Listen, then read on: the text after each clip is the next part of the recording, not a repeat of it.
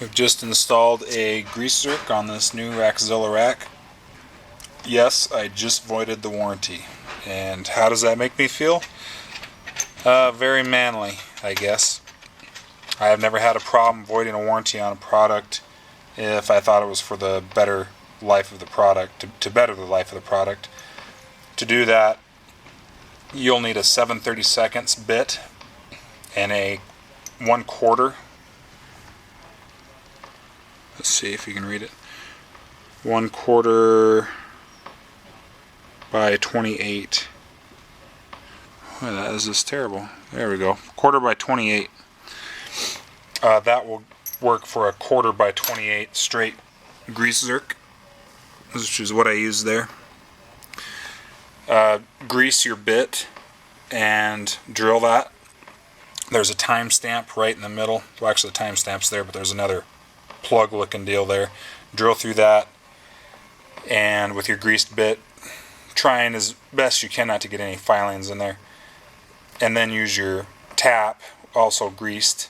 Tap it till it stops gently, back it out, put your zerk in, then clean your area up on top. On these other racks, like this one that we just removed, see that timestamp there? To just do this to your OEM rack, just drill right through that timestamp. That's a good spot. Problem is, if you get too low, down in here, or too high, there's a bushing down in here and there's a bearing up in here, so you want to stay in the middle. That way when you grease it, it's just putting grease right on the gear portion of that little pinion in there. So I will grease this a couple pumps every, 2-3 pumps every, I don't know, when it's convenient, generally somewhere between 200 to 500 hours. Just to get fresh grease in there on those bearings. It'll help keep moisture out. It'll help keep the bushing on the bottom lubricated. Another thing with these seals get dry and cracked. Whenever it is convenient for you, it's best to hit this area and then hit the yoke above it with penetrating oil, chain lube, whatever. Keep this area oily and try not to let this dry out. Once this cracks and dries out, water can just go directly down in to your bearing, and it'll seize up, which I have a feeling has happened to this. I have a feeling the bearing's shot.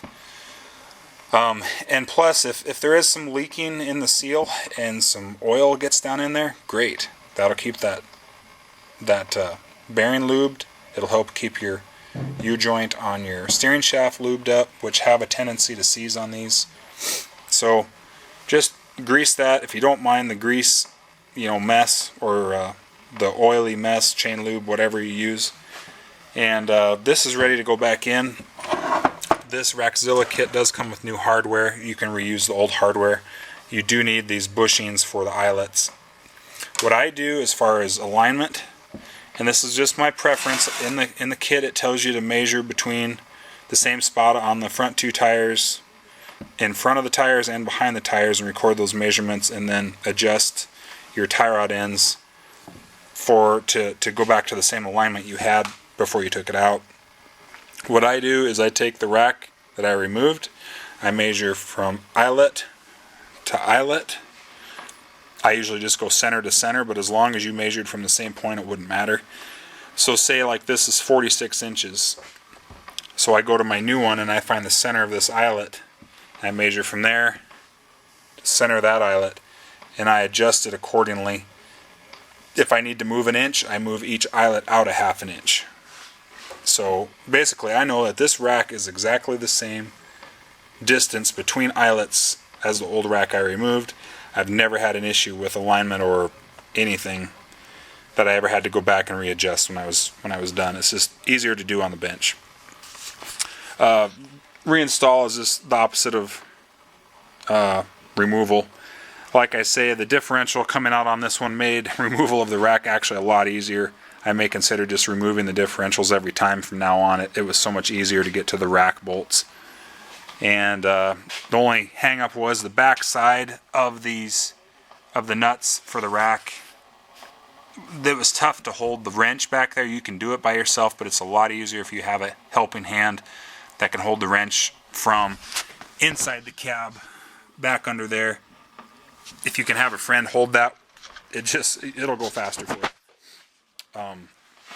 So that's it on the rack install. Hopefully this gives you guys some ideas. And as for the differential removal, if the CVs don't want to pop out, I'd suggest you just loosen the differential, slide it ahead, or remove the bolts from the bottom of the differential, slide the differential ahead. That'll make it 10 times easier to get those bolts out, and just leave the diff in the machine if you can't get the CVs to pop out.